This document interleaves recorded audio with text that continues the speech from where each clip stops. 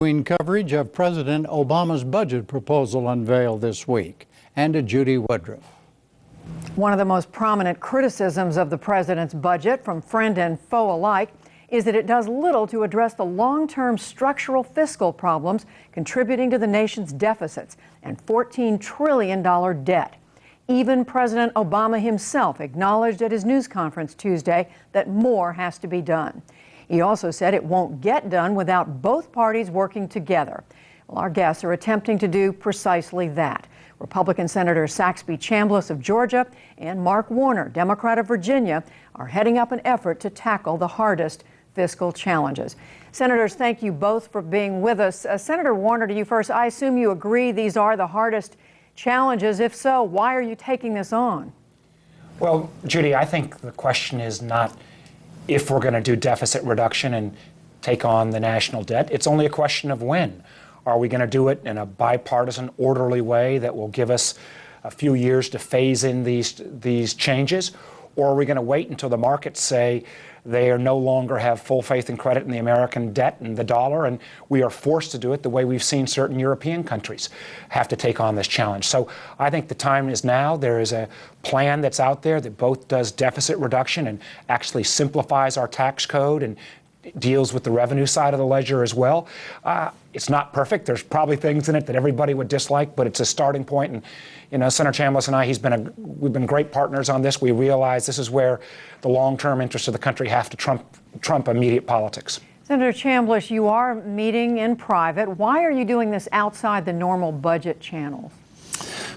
Well, Judy, we don't know where we're going to wind up with this, but certainly Mark and I are not going to solve this by ourselves, and that's why we gradually expanded our group, and now we've involved some folks who frankly have a lot more expertise about the Debt Commission report itself than we do, because they were members of it, and we have the benefit of what they heard over a period of about 10 months that's now being incorporated into our discussions. And we're pretty excited about the opportunity we've got, because, Judy, at the end of the day, Mark was sent here from Virginia, I was sent here by the people of Georgia to get things done, and not just to come up here and vote against things, but to try to solve problems.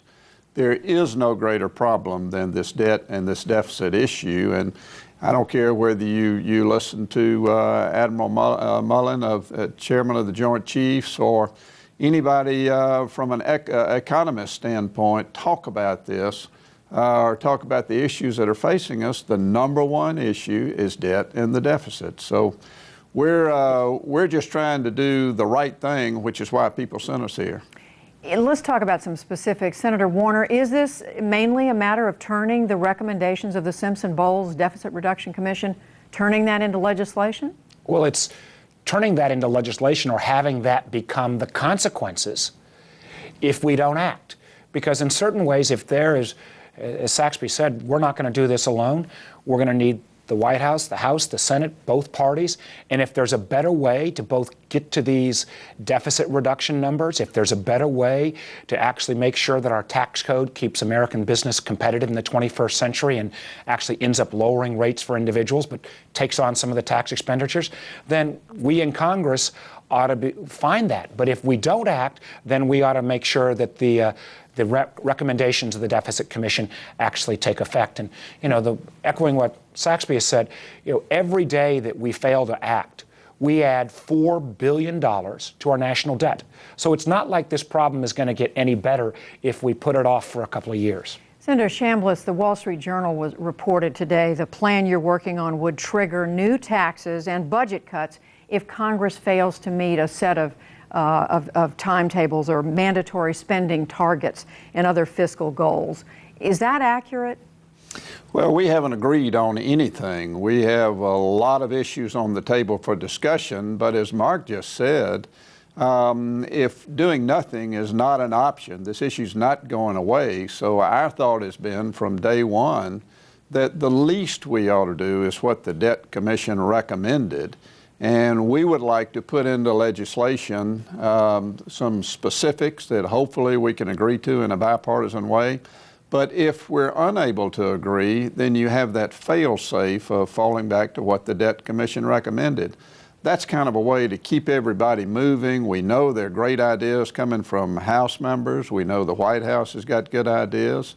And we're moving in a direction of getting us to the point where hopefully we can get everybody to rally around the Debt Commission report as the basic concept that we rely on. Well, Senator Chambliss, I know that you're already hearing some criticism from Republicans for even being part of a conversation about increasing revenues. I saw Grover Norquist with the Americans for Tax Reform group sending out a memo today saying to you, you're betraying your trust with the voters to even be engaging in these conversations. How much flack are you catching from your own party? You know, Judy, it's kind of interesting. I'm doing exactly what I said I would do when I signed that pledge that I'm now being criticized about by this one individual. What I said I would do was seek to lower rates, and what Mark and I are doing is seeking a program that the Debt Commission outlined that will eliminate some of the tax expenditures, and by virtue of that, according to the recommendation of the Debt Commission, 85% of all those savings go to reduce corporate rates as well as personal rates.